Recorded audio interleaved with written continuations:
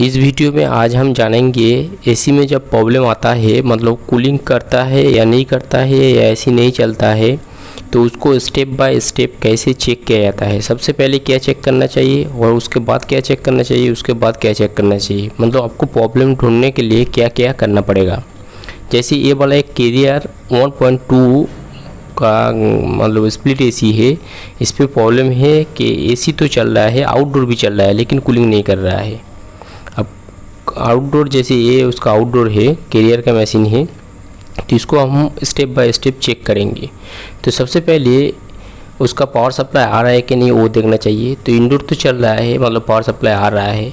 अब आउटडोर चल रहा है कि नहीं वो देखना चाहिए। तो आउटडोर का फैन चल रहा है, लेकिन कंप्रेसर चल रहा है कि नहीं वो पता नहीं है। तो इसके लिए हम लोग मीटर लगाया है मेन पावर सप्लाई पे। मेन पावर सप्लाई पे मीटर लगाने के बाद पता चला, जैसे वहाँ पे देखो मीटर पे दिख रहा है 2.2 एम्पेयर ले रहा है, लेकिन कूलिंग नहीं कर रहा है। 2.2 एम्पेयर मतलब इंडोर चलेगा तो 2 एम्पेयर लेने का संभव नहीं है, और आउटडोर का चलेगा तो भी संभव नहीं है। तो 2 एम्पेयर जो ले रहा है वो किस वजह से ले रहा है, तो इसके लिए हम लोग आउटडोर पे सबसे पहले चेक करेंगे। क्योंकि इंडोर सही है, मतलब आउटडोर पे भी लाइन आ रहा है। क्यों आउटडोर पे लाइन आ रहा है इसलिए बोल रहा हूँ कि 2 एम्पेयर ले रहा है, मतलब आउटडोर का फैन चल रहा है। तो इसके लिए हम लोग आउटडोर को ओपन करेंगे और देखेंगे इस पर क्या प्रॉब्लम है। तो सबसे पहले मशीन को बंद कर देंगे। बंद करने के बाद उसका जो वायरिंग बॉक्स है, साइड का जो बॉक्स है उसको ओपन करेंगे। फिर देखेंगे वायरिंग सही तरह से लगा हुआ कि नहीं। उसके बाद हम लोग उसके ऊपर टॉप खोलेंगे, फिर देखेंगे कि क्या प्रॉब्लम है। लेकिन जो भी ऐसे काम करना होता है इसको पावर सप्लाई ऑफ करके ही करना चाहिए। जैसे यहाँ पे इसका मॉडल नंबर, सीरियल नंबर, उसका कैपेसिटी, एम्पेयर, हर चीज़ लिखा होता है। जैसे यहाँ पे लिखा है, इस पर BTU भी लिखा है। ये 1.2 का कैपेसिटी है, मतलब मशीन का। तो इससे पहले हम लोग इसका वायरिंग का जो बॉक्स है, मतलब वायरिंग डायग्राम जहाँ पे कनेक्ट करा होता है उस पर खोलेंगे उसको, और इसका वायरिंग सही है कि नहीं वो भी देखेंगे।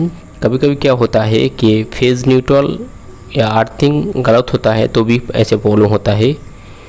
जैसे यहाँ पे देखो फेज न्यूट्रल तो सही लगा हुआ है, लेकिन इसका अर्थिंग वाला जो वायर है वो निकला हुआ है। जो इसका कोई दिक्कत नहीं है, अर्थिंग वायर लगा हुआ नहीं होता है तो भी मशीन चलना चाहिए। इसका अर्थिंग की वजह से नहीं चल रहा है, ऐसे नहीं है। अर्थिंग नहीं होता तो अलग प्रॉब्लम होता है कि मशीन बॉडी होता है या ऐसा कुछ प्रॉब्लम होता है। तो ऐसे तो इस पर कुछ पता नहीं चल रहा है। तो सबसे पहले इसको हम लोग ओपन करेंगे, ओपन करके देखेंगे, उसको टॉप ओपन करेंगे। लेकिन एक चीज़ दिख रहा है यहाँ पे, जैसे देखो यहाँ पे कैपेसिटर के पास जो एक वायर है जला हुआ है और कैपेसिटर से अलग है। इसके लिए बोल रहा हूँ, जैसे ये कैपेसिटर के पास ही ये वायर है, ये बॉडी के साथ कोई जगह टच होता तो ये प्रॉब्लम हो सकता था। इसके लिए ऐसे काम करने से सबसे पहले आपको मशीन को बंद करके करना चाहिए। तो हम लोग इसको बंद करके ही कर रहा हूँ। बंद करने के बाद इसका टॉप ओपन किया हूँ। टॉप ओपन करने के बाद देख रहा हूँ कि इसका जो वायर है, एक वायर जला हुआ है। अब ये कौन सा वायर है, जैसे एक कैपेसिटर है, 3 पिन वाला कैपेसिटर है, और यहाँ पे 2 रेड वायर है, एक ब्लू वायर है, देख पा रहे हो। तो इसमें से ब्लू वायर एक पिन पे लगा हुआ है और रेड वायर एक पिन पे लगा हुआ है, और तीसरा जो रेड वायर है ये अलग है, मतलब ये जल गया है। ये कंप्रेसर से आ रहा है, मतलब नीचे का जो वाइट वाला जो केबल दिख रहा है उसमें से आ रहा है, मतलब वो कंप्रेसर पे गया है। तो ये वायर जला हुआ है। तो ये वायर मतलब ये कंप्रेसर का रनिंग वायर है। तो पहले दिखा था तो ये 2.2 एम्पेयर ले रहा था, मतलब रनिंग कंप्रेसर का जो स्टार्टिंग है और कंप्रेसर का जो न्यूट्रल है, वो दोनों वायर से कंप्रेसर का अंदर जो कॉइल है उस पर पावर सप्लाई जा रहा था। इसके लिए 2.2 एम्पेयर ले रहा था। तो इस पर कैपेसिटर जो है 36 mAh का है। तो हम लोग सेम कैपेसिटी लगाएंगे। ये शायद पहले भी चेंज किया हुआ था, क्योंकि 36 कंपनी वाला जो कैपेसिटर होता है 36 नहीं होता है, 35 होता है। तो हम लोग सेम कैपेसिटी लगाएंगे। तो ये 1 mAh का इधर उधर होगा तो प्रॉब्लम नहीं है। जैसे यहाँ पे देखो ये खाली पिन नहीं जला है, कैपेसिटर बास्ट हो गया है, मतलब कैपेसिटर का जो चेहरा है वो उसका नीचे है, वो पूरा फट गया है। तो इसके लिए हम लोग कैपेसिटर को ही चेंज कर देंगे, और जो पिन जल गया है वो पिन को काट के नया पिन लगाएंगे। फिर इसको चालू करेंगे। तो हम लोगों को बस सेम कैपेसिटी वाला जो कैपेसिटर है वो है 36 mAh का है और 10% प्लस माइनस है, मतलब सेम कैपेसिटी का ही है। तो इसको लगाएंगे। ये प्रॉब्लम क्यों आता है, कैपेसिटर का प्रॉब्लम क्यों आता है? कभी कभी क्या कोई कस्टमर ऐसे बोलता है कि मेरा ये कैपेसिटर का प्रॉब्लम बार बार आता है। तो ऐसे क्यों होता है? एक तो कंप्रेसर का जो रनिंग पॉइंट है या स्टार्टिंग पॉइंट है, जो भी पॉइंट है वो वीक हो जाता है, तो उसको स्टार्ट करने में प्रॉब्लम होता है। ये बाद में बात करते हैं, पहले इसका वायरिंग देख लेते हैं। 2 रेड वायर है, एक ब्लू वायर है। रेड वायर एक रनिंग है और एक मेन पावर सप्लाई है और ब्लू वायर स्टार्टिंग है। तो हम लोग नया वाला जो कैपेसिटर है वो लगा दिया हूँ, इसको अब कनेक्ट कर देंगे। मतलब उसका जो क्लैंप लगा हुआ था उसको लगा देंगे, फिर मशीन को चालू करके देखेंगे।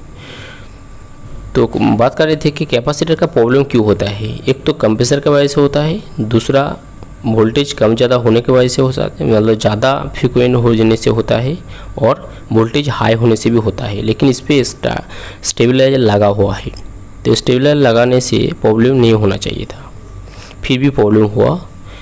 बाद में पता चला कि रूम का जो कैपेसिटी है वो एसी से ज़्यादा है, इसके लिए एसी लॉन्ग टाइम चलता है, उसको ऐसे प्रॉब्लम होता है, घड़ी घड़ी ऐसे प्रॉब्लम होता है। तो हम लोग पूरा कंप्लीट कर दिया हूँ, तो मशीन को चालू किया हूँ। अभी वेट करेंगे, 3 मिनट बाद ये चालू होगा। चालू होता है कि नहीं देखते हैं। जैसे मशीन देखो चालू हो गया है। पहले 2.2 एम्पीयर ले रहा था, अभी 3.51 एम्पीयर ले रहा है, मतलब ये सही से काम कर रहा है। तो कैपेसिटर का प्रॉब्लम इसलिए होता है, कैपेसिटर का अंदर ऑयल होता है और एक पेपर लगा होता है, तो ऑयल सूख जाता है या पेपर ख़राब हो जाता है।